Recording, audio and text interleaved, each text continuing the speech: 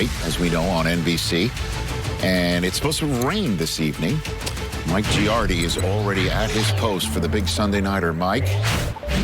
Rich, this has been one of the best rivalries in the National Football League over the last 2 decades, although it's going to take a different turn now with no longer Tom Brady at quarterback for the New England Patriots. But when John Harbaugh, watches the New England Patriots, he says, I don't look at the record. He said, I look at the scheme, I look at the toughness of the players, and I know the coach on the other side will have his team ready. Wink Martindale, their defensive coordinator for the Ravens, said the same. That is the best coach in the National Football League. We have to match wits with him. But I think really Matthew Slater, one of the Patriots captains, put it best when he said, when you play the Ravens, you know they're going to try to hit you in the mouth. And if you don't respond, they're going to keep hitting you over and over and over again.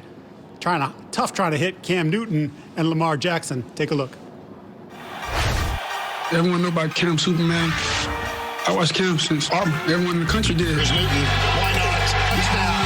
Yeah, he won the Heisman, won the college championship, won MVP, went to the Super Bowl. You know, I followed him a lot. Wanted to get to where he's at, and now I'm here. Here's Houdini.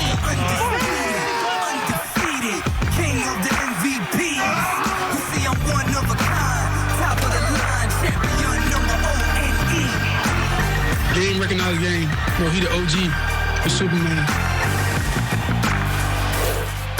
It's going to be a lot of fun tonight. You never know what's going to happen when the ball gets snapped. And unfortunately for both these quarterbacks, it's not been all positive after the ball that's gotten snapped.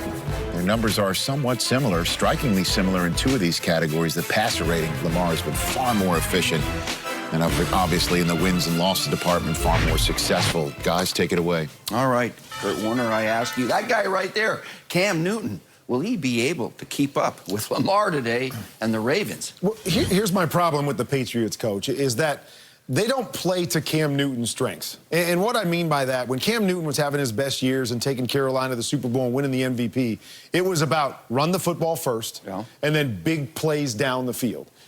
What they have in New England is they've got a bunch of wide receivers that aren't built to stretch the field. And so everything becomes this short to intermediate ball controlled passing game, and that does not play into the strengths of Cam Newton. And you see it over and over again, the inaccuracies. You see the footwork, how the footwork is off. And so he can get away with it on big plays when guys are a little bit more open. But when things are in tight windows and you've got to make consistent throws, I'm going to give you a little demo here. I know you were a quarterback coach, but I've also seen you throw. So here's the bottom line, is that there's always an imaginary line between where I'm throwing the football and where I'm throwing the football to. Okay? So to my receiver. So if you're my receiver, there is an imaginary line right here. So I always want every part of my body, as much of my body as I can, to go at my target. Allows me to be more successful, right? There's less room for air. What you see with Cam Newton as you're watching there is that he's going to step way over here and then try to throw it back to the camera. So his body and his power and his momentum is all going this direction, and his arm is all that's left to make that throw and get it accurate. And so body's going here, arms going there. There is so much room for air for him to miss on those kinds of throws. So one of 2 things. They've got to change the way they play more to Cam's strengths, or Cam is going to have to clean up his footwork if he ever expects to be consistently accurate on those intermediate throws. You know, it's strange to me because he's missing some receivers. You mentioned that. Julian Edelman's out. N'Keal Harry's been. I don't know if he's playing today. He's in the concussion protocol. But when he was a rookie, he threw for over 4,000 yards. No doubt. But maybe his supporting cast with Steve Smith Sr. and Greg Olsen maybe a little bit better. But he's got to throw the ball better along with those awesome runs.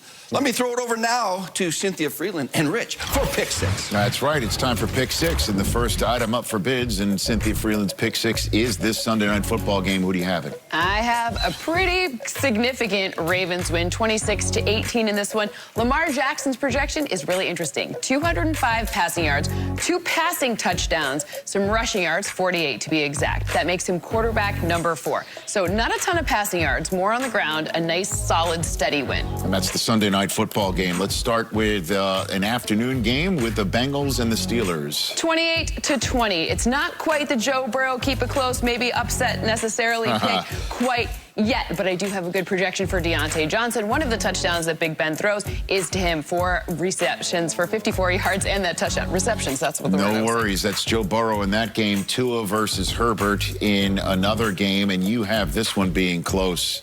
I do want to keep an eye on the injury report because there were some Dolphins defensive players that were questionable, but as of right now, 27-24 in this one. Tua's projection, 241 passing yards, 2 touchdowns, a pick, and 28 rush yards. 241. So that would be, and then as we know, Herbert's been a 300-yard machine so far in the last month and a half for sure. Raiders and Broncos, you have the silver and black taking it. A nice 4-point win in this one, and obviously I'm listening to Kay Adams because the Jerry Jeudy pick, we're going to run that one back again. 5 receptions, 73 yards, and the touchdown again for him this week. Okay, now let's move on to the Eagles coming off their bye week against the G-Men, and they get to 500. They get to 500 with a 3-point win over the Giants in New York.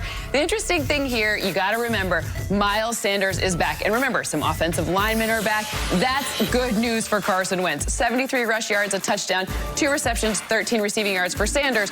Also, Carson Wentz totally playable in fantasy if you need a quarterback this week. What does your model say wrapping up for the Bucs and the Panthers? Bounce back game, indeed. The bounce back, but not quite like we saw in week 2 with a super convincing win. This is just a 4-point win in this one. Okay. Tom Brady's projection, though, over 300 passing yards. That's 311. 2 touchdowns, but he does have the 1 interception. I think we see the return of the deep ball, something that we have seen not so good results for in the past few weeks from Brady in this one. All right, Brady going out there in the salute to service gear before he takes on my favorite gear, the Panthers. That's Cynthia Freeland right here on NFL Game Day Morning. That rolls on with, oh my gosh, just take it away. I can't describe it. Yes.